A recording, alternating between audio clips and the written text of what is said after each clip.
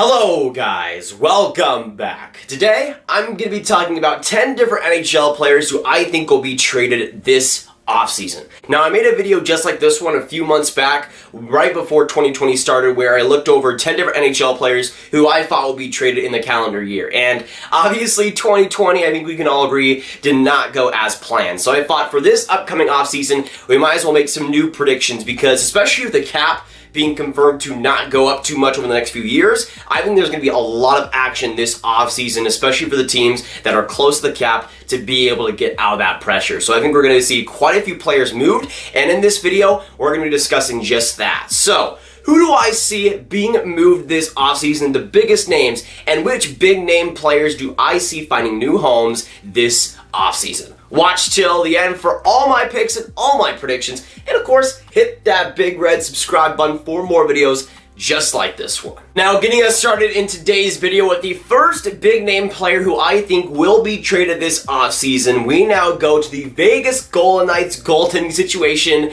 and Marc-Andre Fleury. Now, this is one of the more hot takes in this video, but I think Fleury is a guy that will be gone. I think with the way that Robin Lehner's played, especially as of late, that Vegas almost has no choice but to keep Lehner as their main starter, and that will be the way I go too. Even though Fleury had a great year in 2018, since then he's been a lot more average than some people might say, and especially this season, he was just not that great at all, whether it be in the regular season or in the games he played in the playoffs so far. I think with Robin Lehner, he's the hot hand, but he's the much younger goaltender, will probably make you pay less than Fleury even right now. I don't see him getting Fleury money yet, and that's a guy who I think can be that level for at least a few more years, where you look at Fleury where he maybe has a couple of more decent years, but again, you're paying him $7 million. To me, Fleury is a guy that's just kind of bound to be traded at this point, and I think this offseason would be a perfect opportunity for Vegas to get some value back before he really starts to decline. Then going on to the second player who I think will be traded this offseason, we now go to the Montreal Canadiens and Max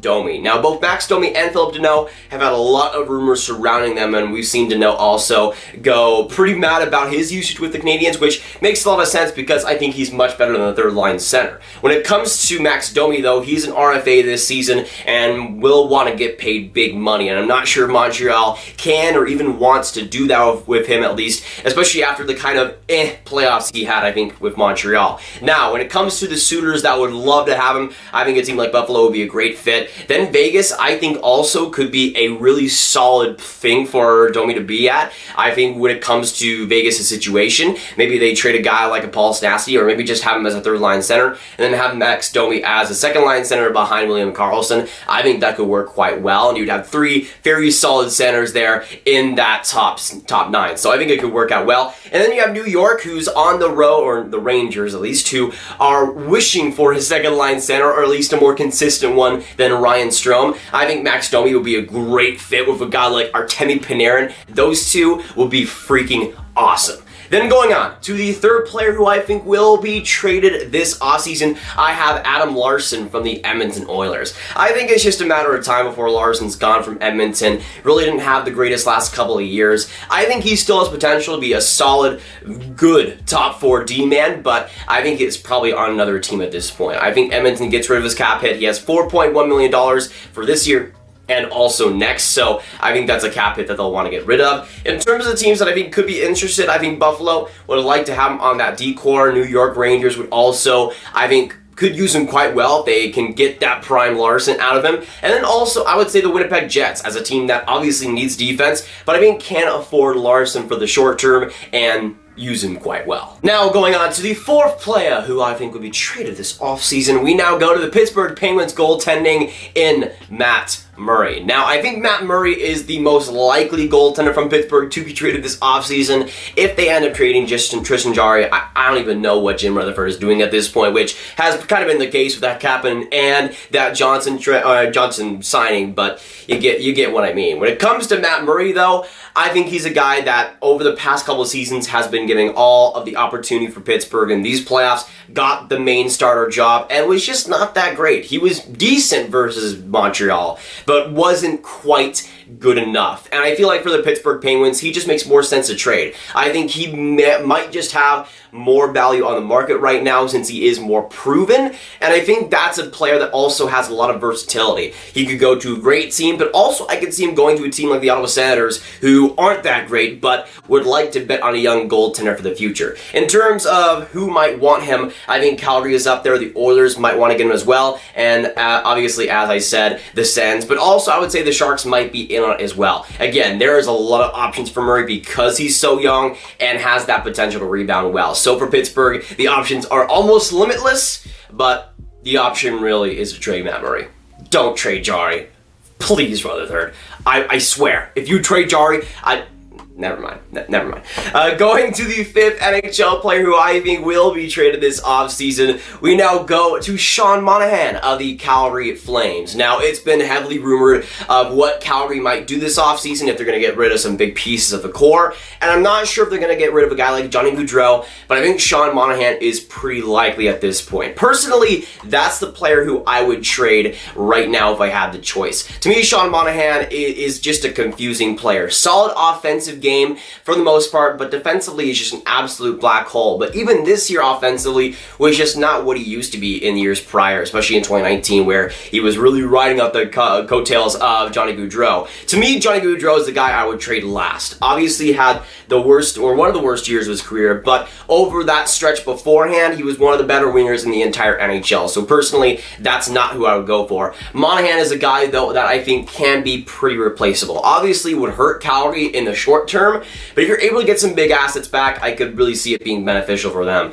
When it comes to who would like him the most, I think Buffalo would be really on him as their second line center. Minnesota could also use an offensive boost, and same thing with the New York Rangers. I mean, I talked about Max Domi as a fit there. Maybe Sean Monahan is that guy. I could see it. Then going on to number 6, I have from the Tampa Bay Lightning, Alex Killorn. Now, even if they were to win the Stanley Cup this year, they will have to make some very tough decisions. They got both Anthony Cirelli and Mikhail Sergachev as RFAs, who both of them have been huge in this playoff run. I think that's a team that will have to give up either Alex Killorn and Tyler Johnson. But with Tyler Johnson looking pretty solid so far in these playoffs, in my opinion, I think Alex Killorn is the guy they move. Right now, he has $4.4 million for 3 more years after this year. And to me, it's almost a no-brainer. That is some big cap space for Tampa, and that's a guy that, yes, is a great player. I think is a great guy in the locker room as well, but he's just a luxury that Tampa can't afford. In terms of who would like him the most, I think Columbus would really like him on that top 6. Buffalo would obviously want to go after him, but also I would say the Ottawa Senators, in terms of a team that can bring in that cap, maybe get a couple of picks back and use that cap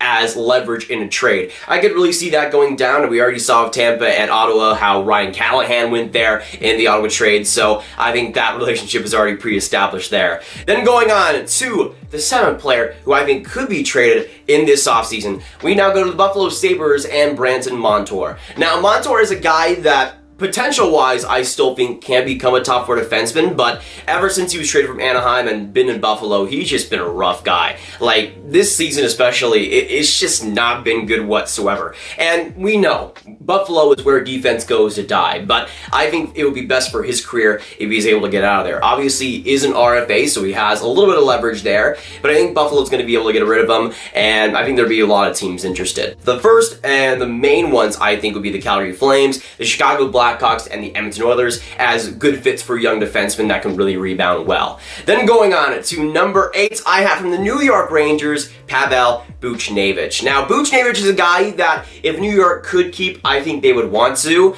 but especially after these playoffs where he was just almost invisible, I'm not sure how many more chances they give them, or give him. He's had a lot of chances to really become a guy that potential-wise, I think can become a bona fide top 6 guy, but it just hasn't produced up to that rate. He has just over $3 million for the next couple of years, and I think that's a guy that has some pretty solid value in the market. Again, a guy who I think can be a bona fide top 6. That would lend a lot of value to New York. You have a few teams that I think would be interested. I think the Avs with their cap space would really like him. Then you got teams like the Oilers and also the Blue Jackets who I think would fit with him quite well. And when it comes to the Rangers, they're starting to find themselves in some cap trouble as well. And even though Buchnevich is on a pretty solid deal, I think he's once again, as we said before, a luxury that the Rangers just can't afford right now, especially with guys like Tony DeAngelo coming off the books. Then going on to number 9, the 9th player who I see being traded in this offseason, I have Pekka Rinne from the Nashville Predators. Now, this is also a pretty spicy take,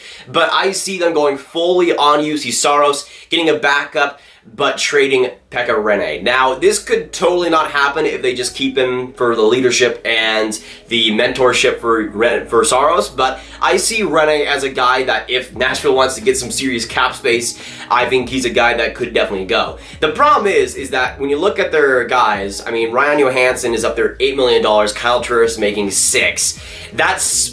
Those are players that are almost untradeable, especially with the cap not going down at all over the next couple of seasons. But I think Pekka Rinne is a guy that I think has his deal, and after next season, he's at $5 million. That is a tradable contract, and I think a lot of teams would love to have Pekka Rinne on their team. Even though he hasn't been the greatest goaltender over the past couple of seasons, I still think he can provide some value, and for Nashville, if I could trade him, I probably would. Then going on to number 10, and again, warning, spicy takes ahead. This is the spiciest. This is the absolute spiciest I have here today. The 10th player who I think will be traded this offseason.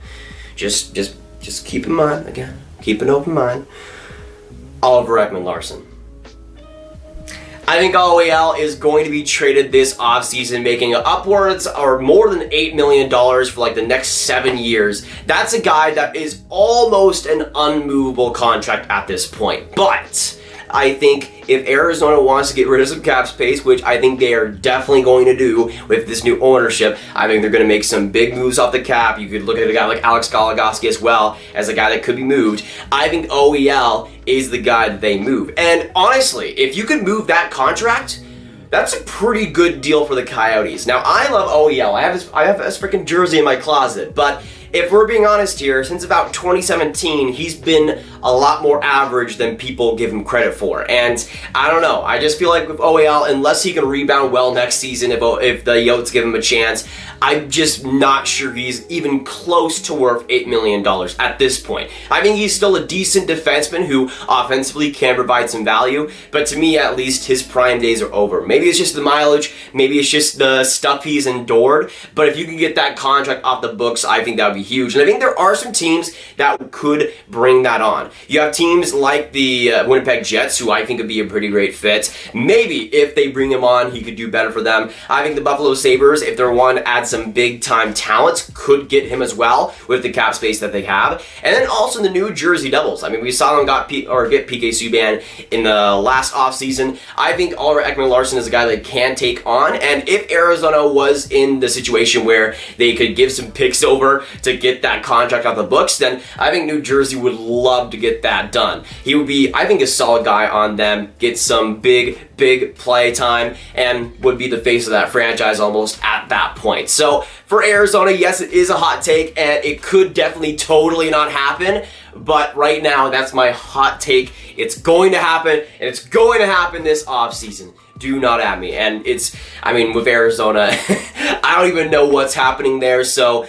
if anything crazy happens like an OEL trade, I wouldn't be too surprised. But if you enjoyed watching this video, hit that like button, and of course hit that subscribe button for more just like this one. Of course, comment down below your thoughts. Let me know what you agree and disagree with. But let me know also, who do you think is going to be the biggest name moved in this offseason? So get big, let me know in the comments. Of course, share this video with friends, get it out there, and click on this card right here to watch all of my rankings content right in one playlist. My name is David, and I'll see you guys in the next video stream. Goodbye.